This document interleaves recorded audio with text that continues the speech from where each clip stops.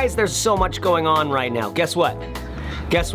There's so much going on right now. I went to Vietnam and Hong Kong with Pakt because the bag that we're getting ready to bring to market is almost done. It's a travel backpack. It is made with some awesome factories. I got to see factories in both China and Vietnam. It was amazing. Or how about this? Nomatic and Peter McKinnon teamed up to make a travel backpacks for camera gear, like basically a perfect vlogger travel backpack. I don't have one yet, but I'm gonna get my hands on one soon. Lots to talk about there. There's new stuff from Boundary Supply, like this freaking wild ass sling that's very fearfully and wonderfully made. A duffel bag as well, lots to talk about there. I don't know if you're following on Instagram, but occasionally I've been leaking that I've been making Spotify playlists. This is like taking over my life. I have spent so much time curating my Spotify playlist. I'll put a link in the description below at this time code. They're basically great sounding songs for like personal time, solo time, hanging with a friend, blowing some smoke, chatting it up, getting deep, just hanging out, going on a walk through the town. There's just a lot going on, and I gotta show you what's going on in my studio. But first, such an incredible morning view out here in San Diego.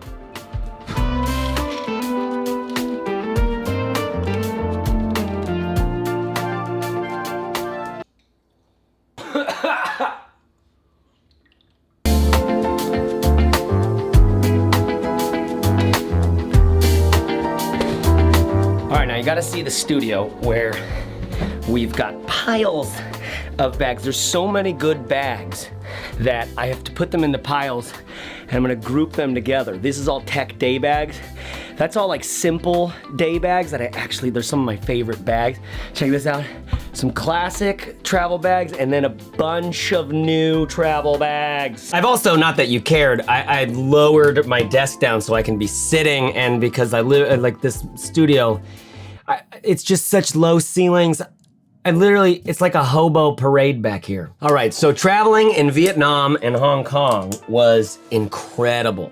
I'd never really been out to Southeast Asia, just like little layovers and just little short trips or something like that. Seeing all of the culture, seeing the fucking Vietnamese traffic in Ho Chi Minh City or Saigon with the fucking, all the scooters it was like a life philosophy. If you were following on Instagram, you saw I had a tear of like, holy shit, look at this, like your standard white tourist in Vietnam. But there was something incredible about it because everybody's on these scooters. It's just so much smog. So you could literally, you're walking down the street, your eyes and your mouth are just like, oh God, I could feel the exhaust. Brings new meaning to the word exhausted. Exhausted, get it? It's exhaust from the exhaust pipes of the bikes. Exhausted. I got exhausted in Vietnam! All right, but the way that they fucking full tilt boogie straight into everything that they were doing, and this person's going that way, but everybody else is going this way, and watch this person just like, it's this mentality of like, I'm gonna go, but I'm not gonna go fast. I'm going slow. It's like, hey, I'm going this way. It's assertive, right? Jordan Peterson and other psychologists, they talk in the big 5 of personality traits. One of them is assertiveness. This has a lot to do with how much you're getting paid. If you're talking to your boss and you're assertive about what, like negotiating things, assertiveness comes in handy. Assertiveness, a lot of us are very uncomfortable being assertive. We would fucking die in Vietnamese traffic. But it's this great example, not just of the assertiveness, obviously that's there, but also this like collectiveness. Like there's 179,000 fucking scooters going this way with some cars in between. The cars are just like, they don't care. They're just like, just going through shit. And here's this one scooter just going against it, like finding her own way through the thing, right? She's not going like, fuck you, man, how come you didn't make room for me? She's not expecting it to come really fast or to make everybody goes like, oh, somebody's coming through, come on through. She's just going. She's like, I'm gonna put it's what my friend's dad used to say, gotta get your dick out there, man. The Vietnamese traffic was sensational. I felt like I've read a lot of philosophy and I've even studied lots of theology and philosophy and the history of epistemology through college, the kinds of cool stuff you get to take in college, but I was not prepared for the philosophical journey of the traffic in Vietnam. But seeing the factories was incredible. Seeing the people who run the factories, the people who work at the factories, the way that the workers were working, the way that they have to set up the factory completely to bring a product all the way through, how much work is involved in every single product. We weren't watching our bags be made, but we were watching lots of other bags be made. And I don't know if you know, but a lot of bags are being made in Vietnam right now. In fact, a lot of the trade war with the US is bringing a lot more factory work to Vietnam, and the Vietnamese are like, yeah, we kind of like what Trump's doing. Thanks, Trump. I tell you what, it's very weird to see firsthand the fact that global commerce still takes like the trade routes, that old school English gentleman going like, we'll go for an experiment and we'll explore the globe. I believe it's round. We're not sure, but it looks like it might be, and we're gonna travel around it. Oh, look, they have spices. Old fucking sales and scurvy and like, do you know how long it took people to figure out that we needed vitamin C on these boats? And the scurvy thing, all you had to do was like have a slice of lime or something. From what I've read, scurvy sounds like it was one of the most gnarly ways to go. And it was it took so long for the people to find out what was wrong. And then even once some people found out, oh, we just need vitamin C, we need lemons on the ship, we need limes on the ship, we need citrus on the ship, just so they get some vitamin C. It's literally not that much vitamin C that keeps the scurvy away. Scurvy's not just something that fucking pirates said to each other, "Arr, you scurvy mate." It was a debilitating, horrible, monstrous way to die back in the day. Oh my God. And when we found out we needed limes, lemons, vitamin C of some kind to stave it off, it still took a long time to get it out into like all of the fucking pirate dudes who were out there, you know, shipping around on these shipping lines that we're still using today. Because what you'll see is the container, right? You see the container. Everything we do in soft goods, every brand like Boundary Supply or Peak Designs or fucking Patagonia or name your favorite brand here, it's all manufactured somewhere else in the world. And then it comes to other places on shipping containers or in shipping containers on shipping vessels and trains and trucks. All over the world, there's this like shipping container sort of metric that's just like, how many containers do you have? Oh, we can only have half a container. Oh, well, we can share your container with somebody else. I don't want to bore you with the details, but I'll tell you this. Seeing that firsthand, both in Vietnam and in Hong Kong and in some mainland China, you really get a sense of, Jesus, man, everything is made somewhere else. And that's gnarly. Because no matter how eco-friendly your goods are, for instance, in the packed bag, one of our primary materials is a recycled material. It's made from literal water bottles. You'll see this often. Bellroy just started a line like this. Other companies have been doing this for a little while. And it's a fabric that actually takes quite a bit of work to make, but we're making it out of recycled water bottles and shit, which is like, how sick is that? We're actually making a material out of this garbage that's suffocating dolphins. However, all of the work that it takes to get you that product, right? All of the shipping, all of the manufacturing, all of the chemicals and processes that are involved in weaving the fabric, all of that kind of stuff, right? Just because it's made out of plastic bottles doesn't mean it's necessarily saving the planet. The cool thing about the plastic bottles thing is, I don't know if you know this, but Pakt, the founder of Pakt, Malcolm, he has an organization called Sea Hive. Their whole thing is just about cleaning up the oceans and specifically, I think, helping companies learn how to like navigate this well, because plastic in the ocean is just fucked up, man. It's a big deal. So every time you're buying something, every time you're looking at that Amazon, it's like, wow, it's only $17. Do I need it? Just know that there's a whole logistics chain of events that has to happen for you to get that product, right? And that every step along the way has an ecological impact, which is not necessarily the bad thing. If you're doing something in your life with that thing that is like seriously upgrading the lives of people around you, of people on the internet, of people at large, then you're doing your own sort of spreadsheet analysis of the cost to benefit, right? But if you're just bored and your life's not exciting and you need a little retail therapy, I know the feeling. There's a real thing. Retail therapy is a real thing. You can actually like, wow, I feel a little bit better now. It doesn't last, right? We all know that. It doesn't last. Buying the new running shoes, it doesn't last. You feel great. And then you go on the first run, it's good. And then like second run, it's like, and the third run, it's like, you wanna go in the morning, it's sort of dark outside, it's cold, you don't feel very good. If you don't go running, your whole high on buying those new shoes is gone. Right? If you do go running, your whole high of buying the new shoes is gone too.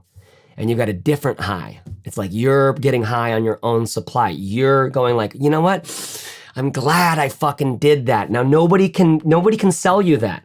Right? Actually, I can sell you that. I can sell you an event that you come to and I get you to do like hot therapy, cold therapy. We do some body work and some scraping. We do some breath work. We do some hanging out by the fire, taking a sip of a cannabis joint, marijuana cigarette, glitter stick, magic stick that makes me want to paint. You will absolutely at the end of that weekend go like, oh my God, I feel rested. I feel good. I feel ready for my week, right? I want to put together a weekend like that. I want to put together a camp at some point. We're going to do it. I think it'd be really fun. But nobody can actually give you the experience of fulfilling your own dream. Why are we here? We're still supposed to be talking about Vietnam and Hong Kong. Listen, if it's talking about fulfilling your dreams, I am designing a travel bag with Pakt. I'm super stoked to bring that to market. Pakt is one of my favorite, well, let me say it this way, the Pakt 1 duffel bag. This guy is one of my favorite duffels by a long shot. I mean, I think it's one of my favorite products that's ever been made because, well, first of all, the feel of the material. Second of all, this dope, compartmentalization here that happens where you get to segment the gear in your duffel and it makes it super visible, right? Even this is see-through. This is where all my clothes go so I can see what's over here, and this is where all my tech stuff go, maybe a pair of shoes, but normally I can fit just like it's 2 sides, gorgeous. Then you have a way into either compartment from the top of the bag. From the external of the bag, you can get access to those inner compartments. That's sick. Then you have these pockets on the front, which are great. I wish they were a little bit bigger. My Filson 24-hour 10 cloth briefcase is like my favorite because it has these 2 big pouches. Also, a Topo bag in there, which I can't wait to show you. That pile over there of the simple, clean, like, bags that are epic for daily carry, that's one of I can't wait to do that video because so many of my favorite bags are in there. 2 pouches right here with the zippers on top. Then one of my favorite things is just a magnet. How do they work? Little flap in the back. This is where all your like incidentals go, all your little things as you're traveling in transit. And you've even got a zippered thing with the TSA pocket. And you know about this thing? You pull this out when you're going through the TSA security thing. Everything in your pockets goes right in here. This little red guy sticks out so that when it's on the other side, you remember to put it all back in your pocket. Then this just folds back away. At the very least, it's a nice little way to have like a secret compartment inside so you could zip your passport and things inside a zipped compartment, inside another zipped compartment. That's kind of great, right? Now, beyond the functionality and the design and all this stuff, there's some things that I've always like really spoken to me on this bag. Number one, the webbing that they're using and the way they turn it into a simple handle and the way this feels over time. The way the material feels over time. It breaks in and gets better over time. Now compare that to a lot of bags that are made out of tarpaulin, that are made out of more rubberized kind of materials. This has DWR coating on it. There's the material that we're using in our travel backpacks can be a little bit different, but my dream is to make a bag that actually gets kind of better over time. It's really hard to do with soft goods, right? It's really hard to do with this stuff. But this Pakt feels like it's waiting for that moment in your life where it gets to be on the passenger seat of your like kind of vintage Porsche 911, Frog Green, 1972. And you're just kind of going through wine country to meet up with some buddies at this like cheap Airbnb podunk thing that you found where you're just gonna hang out for a weekend and like barbecue and like hang out with your friends. That's what this bag wants to be, and that's part of why it's my favorite. It has a built-in, and it's new world, but it still has this heritagey vibe. It's like It's like a Willamette Valley Pinot Noir. Okay, so Vietnam and Hong Kong were sick. Going with Pakt was sick. I love Malcolm and Sarah. They're really fun to hang out with. The Pakt team is actually really fun to hang out with. Thanks, Pakt, for bringing me out. And thanks, Pakt, for getting me involved in designing. They saw me review that bag, and they were like, we want to collaborate with you on the backpack. So I'm excited to be designing that bag with them. It's a Pakt bag. Do you understand? Like, Pakt values and brand speak so loudly through that product. And talking with Malcolm and the team there, there's some actual values there. So it's super fun for me as a designer. And I've always been a web designer. I've always been a user experience designer. I've always been like a business model designer.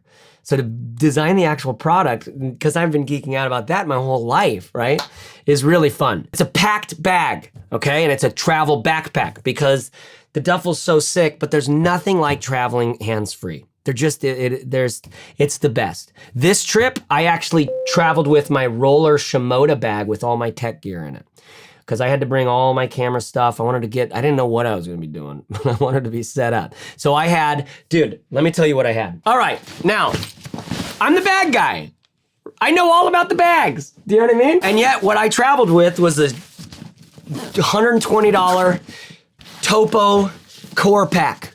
I'm still not unpacked from this thing. It's been a week. Jet lag has been a motherfucker. Going out was easy. Coming back, oh man, just plan for like, when you're going to Southeast Asia, it's like literally everything's flipped. Just plan for, it's gonna be a recovery week. I have been dead to the world. But can I just sing my praises for this thing? If you don't have a good kick around utility like backpack that you just wanna, when you're going to the beach, when you're doing a family day, when you're cruising around like willy-nilly, 120 bucks, this thing is sick for 120 bucks. First of all, it's made great, and it's gonna last you a really long time. Big old Cordura type material, nylon. That's, I don't know, what is it, like, it's gotta be, I think it's thicker than 500D. Big old chunky YKK number 10 zippers all throughout. But dude, it's just so, people thought I was crazy for traveling with this thing. I have my little camera cube that fits right in here. I've fallen in love with this Lextray camera cube. I don't know if you can even find these, but it's perfect for my GH4 and my lenses and my stuff that I need when I'm on the go. And I just throw that inside, and inside I've got, this is like, basically, look at this. Okay, so the GR1, the GoRuck GR1, which is an awesome, just big U zipper, opens clamshell, made from really burly materials, great black aesthetic, black on black, like looks dope, gonna last a long time, like $975 or some shit. I'll link to it, because it's like 400 bucks. And if you're getting a bag like this, like that's one way to go, because it's gonna last you your entire life and you've got a buddy for forever. And I will always respect that, right? A lot of the guys that I meet who have GoRucks out in the world, it's just interesting. It's like there's like a different way of thinking about things. So there's some benefits to the GoRuck. But this does effectively the same thing, right? Where you've got this clamshell opening, it's made from cheaper materials, it's only 120 bucks, but the user experience is better than the GoRuck, for me. The front pocket is actually usable. You got this vertical front pocket, which actually has some organization sideways here. And then, you know, of course, I've got all sorts of snacks. Shout out to Super Fat, who they sent me a bunch, and then I had to buy a bunch more for this trip, because these little packets of fat, the bummer is it's a lot of garbage. Look at this. This is like, I showed this to Malcolm and he was like, dude, where do you think that's gonna end up? And he said, yeah, it's gonna end up in the fucking ocean, man. It made me feel bad. But you get your fat. There's nothing like having your nutrition on point when you're in transit. But vertical front pocket that you can actually get, you know, segment your gear with, and it's useful. Tons of space, quick access pocket, and then honestly, I barely used them, but the water bottle pockets on these sides, they use this simple elastic band that goes through this whole thing, and then they made a sleeve for it. Then it has a gusset on the back. Can you see this gusset? It's got this gusset right here on the back that allows this thing to just open up and fit any size water bottle, including this big ass fucking burly Zulu one, which I'm not quite recommending yet. And of course, that's where I put half-eaten meat sticks. I'll get to that at some point. Okay, a couple more things. Number one, that Peter McKinnon Nomatic bag. I'm trying to get my hands on it. I'm actually trying to I want to meet Peter McKinnon. He seems like a really cool guy. I hadn't heard about him until some of you were like, because I don't spend a lot of time on YouTube, man. I have kids. I'm an entrepreneur. I was quitting my business, not quitting, but like moving on from my previous business at Fizzle, which by the way, if you're an entrepreneur, if you're an internet entrepreneur, if you want to get paid doing something that you care about, if you're like watching Gary Vee and getting all fired up, but don't know where to actually get started, you could start with designing a business plan. You could start with designing your story. All right, two resources I'll give you right now. Number one is Fizzle. That's the company that I co-founded with my buddy Corbett Barr. And it is still one of the best places I know for people to actually start a project and then have support the whole way through. There's weekly group coaching calls. There's like 40 plus courses in there. There's always challenges and projects going on. There's the forum in the community, which actually uses a technology it's not Slack and it's not fucking Facebook and it's not a forum. It's something better. Like you're in there and it's the right mix of like, you can go in, you can get a little bit of good like inspiration, but you don't get bogged down and you don't get distracted like fucking Facebook where it's like 3 hours later, you're like, Jesus, why do I know so much about Karen's kids? And then the second resource, which you'll find a lot of this stuff in there because I was so affected by, so storytelling on the web, telling your own story, specifically for products and companies, but even, vloggers, and it's the same shit applies. It's the same sort of thing. Making contact, man. Getting attention and then keeping that attention and then putting into that attention and into that person that you're talking to the things that you're like letting them know about the things you want them to know about. Because if your shit that you're making aligns with their shit that they're wanting in their life, the like more of the energy that they're wanting in their life, then you've got a little bit of a win-win going on, right? This is sales 101. This is so much like, you ever met a good sales guy? They tend to be so douchey. Saleswoman, one of the best saleswomen I ever met was Steph Crowder, right? My wife's a badass saleswoman too. It's not a sales guy. I apologize for the language there. But have you ever met a good salesperson? What they know is they're like, hey man, if you don't want this, no bad, no worries. Like, how you doing? Like, what's going on, right? It's actual interest in other people. That's the root of good storytelling. And my course on defining your audience inside of Fizzle is about that. Right? And then if you want to take that even further, or if you just want to go deeper on that, my friend Don Miller has this story brand thing, which is really dope. I'll link to both those below, Fizzle and story brand, in case you're in that camp. Speaking of businesses telling stories, let's talk about the Nomatic Peter McKinnon thing, all right? Because this is a gorgeous looking bag. It looks like it's gonna be extremely functional, especially for the kind of travel I just did, where if I could have gone really minimal and took only like maybe a couple pairs of shirts, a couple extra shirts, wore the same pants throughout. By the way, video on pants coming.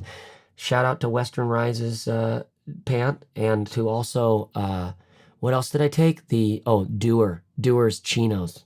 But the Nomatic bag with Peter McKinnon looks really, really good. And by the way, how fucking dope was the video for that bag? And how amazing is this whole Kickstarter campaign? And how dope is Nomatic for being able to put this thing together, right?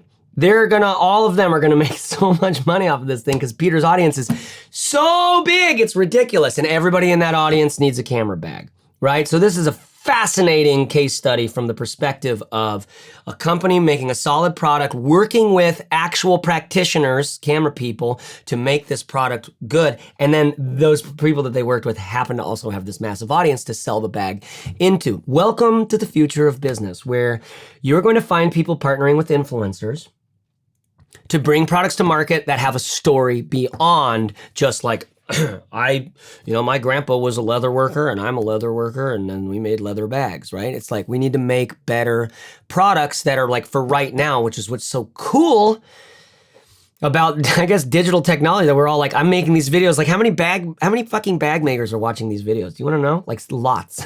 I didn't know. But lots of people in the industry are watching this shit. And all the products keep getting better because we're demanding better stuff from people. That's awesome. That's really cool. So I'm looking forward to get my hand on that bag. The Nomatic guys reached out and I sent them an email, and then I'm waiting to hear back from them on that. But in the email, I was like, dude, I would love to meet Peter in this. I doubt it'll work out, but we'll be showing the video no matter what. And I'm sure I'll meet Peter at some point. Like, it's like a little bit of a dream. I want to have a joint with Peter. I don't know if he smokes. He probably doesn't smoke. I want to have a coffee with Peter, in case he smokes. I'll do a joint. Like, let's have a joint, Peter. I'm looking forward to showing off this thing, and this is that Boundary Supply Sling. Okay, let me just give you a quick run through, all right? And I'll link to it below. First of all, you've got this roll top design, and see these magnets in here? This collapses up. All right, that's nice. Comes down with that big fidlock, or I don't even know if this is fidlock. This is just that dope magnetic snap that's on a lot of their bags. Then you've also got magnets down here, so this whole thing collapses when you don't have much space in there. Big pocket in the front, which actually has dual access all the way across, and inside there's just small little organization stuff. Water sealed zips on this. You also have, okay, this is my one thing where I'm like, Boundary, this just barely does not fit my 15-inch MacBook Pro. It just barely doesn't fit it. It's so close. It's like so close. But as it is, maybe that's a blessing, because then I'm only traveling with a book and my iPad, right? Because then I can get to it's like working on this, just doing email, for example, it's so different, so less distracting. But I'm much faster on my computer. So it's like I'm just in that boat where I've got to bring a 15-inch MacBook Pro around all the time. This would be sick as my little getaway bag with that. By the way, book I'm reading right now, No Boundary by Ken Wilber. Ken Wilber is a guy who synthesized all this shit. One of the things I've been trying to do in my life is just synthesize, experience stuff from a lot of different traditions. It all started for me with, I got really hardcore into evangelical Christianity. When I was in high school, I wasn't raised in it, never went to a church my whole life. I wanted to go to like a Wednesday night thing with my, actually I spent the night at a buddy's house because it was in junior high and I wanted to smoke weed with him because I didn't know how to get it myself and yada, yada, yada. He's like, if you spend the night, my mom's gonna make you go to church with me in the morning. And I went to this church, Crosswinds Church, Dublin, California. Willow Creek Seeker Sensitive was like rock and roll on a Sunday morning. So the Sunday morning service was for people who weren't Christians. How crazy is that, right? Very topsy-turvy, but this was my introduction to all of the history of Christian spirituality, and it ended up being actually a good one, because from there, I went on and studied it. I got involved in like some Bible study groups. There were some mentors. It was helpful. I had friends. I made my best friends there early on. So it was very a social thing. And then I went to school and I studied it professionally. I got my bachelor's of science in biblical studies. So I got a BS in BS. It's just too fucking perfect. Okay, so at college, I went to Westmont College in Santa Barbara, which is just a liberal arts, very Christian school. But what was good about it is it did not shy away from the scandals. The whole story of the Bible is scandalous, you guys, in a great way. And I got to learn that, not from people who are taking a Bible. Have you ever been in a church where someone's like, God said it, that settles it. All right, brothers and sisters, let's pray. That started to feel so annoying to me because the story is so much richer than that. It's so much deeper. Here's God's brand in the Bible. God only works through fucked up people. Except for kind of one situation where Jesus is sort of like is God, but is God's son. And even that, it's like, doesn't care. It's like, so wait, Jesus is God? Yeah. But he's God's son? Yeah. But that doesn't make sense. Yeah. It's true though, right? Shameless about this stuff. Genesis chapters 1 and 2 are contradictory orders of events of creation, right? And most people want to sit around and go like, see, the Bible contradicts itself. It can't be true. When it's like, you're missing the point, man. It's like, did you see that Tarantino new movie, which is so fucking good? Once Upon a Time in Hollywood. It's just an actual film. It's an actual film. It's been so long since it's been a film. It's like, oh my God, thank you. This is so good. It's watching that and going like, it didn't actually happen in real life. That's what you're missing. That's what you're, you're missing the story here. You're missing the story for the facts, like as some have said it before. It's like, never let a fact get in the way of a good story. Which probably sounds fucked up, I guess. I don't know, because we're all wanting to get the truth in life, right? So when I left the church, when it started to feel too much, I went into full-on nihilism, like I believe in nothing, Lebowski, like, and I really was, like Walter says, like I was nothing to be afraid of because I didn't know my up from down. I didn't know anything.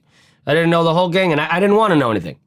I had a kid, I had a job, I'm just trying not to kill myself, like, And then the depression started building and building and building and building, and I had to start doing something about it, so I got into meditating. And in meditation, you start learning about stuff, you start hearing things from all sorts of different traditions. For me, it just opened up this whole world of the entirety of the spiritual history of this planet, right? Which, for the most part, was the East that I had been neglecting. And this guy, Ken Wilber, does a great job of synthesizing all sorts of different paths and channels. He's clearly a deep mystic. And as old Deepak Chopra says up top, Deepak Chopra, Ken Wilber is one of the most important pioneers in the field of consciousness in this century. And he really is. I'll link to a great interview with him with the guys from Rebel Wisdom, which is so sick.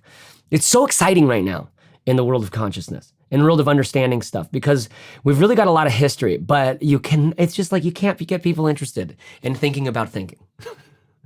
Like we're thinking all the fucking time trying to solve our problems, but it doesn't feel very productive to think about thinking. And so few of us do. But those who get the hankering and realize if I'm gonna figure this out, I need to figure out the whole thing, like that's when it gets exciting. Because you are in this fucking spacesuit, man, and you've got opinions about how you carry stuff from point A to point B, and this is the fucking metaphor of a lot of our lives. Why? Because we don't live in big homes. Many of us don't have cars, right? Or we do, and we have to commute into work, or we're digital nomads, we're traveling all around, right? That matters a great deal. Or we're trying to live minimally, so the things that we have really, really, really matter. Less, but better. All of this is a recipe for getting more and more and more and more and more and more serious about your intention, which is asking yourself the question, what am I gonna feel like good having or doing or being in the world? And now the question on that can either go towards what do I need to become or what am I already? I would say, my friends, you start with what am I already? There's a great book for that. And then you allow vision to develop on top of that. There's just such a transformation that has to happen. It's literally, do you know that when the butterfly, like the caterpillar goes into the chrysalis? A lot of you probably heard this Radiolab or whatever I learned this from, but in case you haven't, when the caterpillar goes into the chrysalis, it literally turns, like everything turns into juice. Everything turns into goo. It doesn't like keep its little caterpillar eyes. Or like its little caterpillar thorax, which becomes its butterfly wings sort of roots. No, the whole thing turns into an omelet. It just goes goo. And it literally recreates itself. Cellularly, it creates itself into something fresh and clean. I've experienced that exact kind of transformation. I mean, I don't want to make too much of a big deal of it because it's always weird when someone does. It's like talking about your dreams. Like nobody fucking wants it. Karen, I don't care about your dream. It's actually not true. I love hearing dream stories, not from you guys. I'm kidding. But my friends in my life. You gotta understand how hard my life is to balance the fact that like I have real life friends and then I have internet friends. And I don't need to tell you anything about this. You're doing this. We're all doing this. And we're all learning this whole new skill of like the difference between digital life and real life. And some things you can't do in real life if your digital life isn't up to snuff, and some things you can't pretend to be in digital life if you don't have the real thing going on. So there is this like connection, but oftentimes it looks like it's just, there's people who are doing this shit over here and then you get to know them in real life and it's like, oh, I got it. Yeah, this is a billboard. This is an advertisement. And that's what I'm like trying to navigate on the fucking channel, man. I know that I want it to stay authentic and real. And this is like the closing point I'll make here. I want this channel to stay authentic and real and true. And I'm constantly searching for like, what's the fin on my surfboard? What's the kind of commitment and the shared things that we have with each other here? And I think authenticity. This bag's sick. I'll do a full review on it here in the future. But we're looking for authenticity. And I tell you what the people in your life are looking for from you. They're just looking for you, man. They just want your authenticity. They just want you. And that sometimes means you're a dick. It sometimes means you're sad. Right? For me, it meant I was sad for a really long time. I had to meditate. I got so depressed, I had to start meditating because I had to figure it out. Then cannabis got folded in there from some of my friends who were experienced there. I wasn't very, even though I had some experiences in junior high, I'm a late bloomer to all this stuff. Psychedelics has been really helpful, but like only like tons of thinking and tons of learning about that. Ayahuasca was a big one. Working with my buddy Dan at the Revenant was a big one. That one's great. That Revenant one is really good because it's 4 days. It's in some shitty fucking hotel, like like conference room with no windows on purpose. Feels like you took a time travel kit back to 1994. Nothing feels very cool about it, but why are you there? You're there not to be cool, man. And not to like learn how to be cool. You're there for some way deeper technology than that. And you can get a lot of that from books like this and other shit, but it's good to be in person doing that stuff. Maybe we'll do some of that at Matterful Camp at some point. I'm gonna sign off now. This has been really fun. I'm editing, I'm in the middle of so many videos right now, and so I had to just make this one to say, more videos are coming. I've got a big thing on travel bags, a big thing on tech daily carry bags that like, there's a bunch of new ones. Some of them are bizarre and some of them are unbelievable. Those simple bags that are some of my favorites. I got messenger bags coming, and all of these are gonna be like a bunch of videos in one. So I'm gonna do like mini reviews on each one of them and have the whole write-up at Matterful. I got earbuds, which I'm still testing because I just wanna get it. I wanna make sure that I know what each one's really about. Another barefoot shoe video. So much other shit's coming, man. Just hopefully you're liking this. Let's hang out. I did 1 hour and 20-minute videos where I just ranted like I've been doing here for like 30 minutes at the end of a video. I don't know how I feel about that, you guys. That doesn't feel well designed to me, but it felt like cathartic, like I just needed to connect with you or something like that. So anyways, and I'm making a course on cannabis and creativity, which I'm stoked about. I'll link to my list to get notified on that below. Okay, that's it. Thanks for watching. Be yourselves. Make good choices. Everybody else is taken. Bye-bye.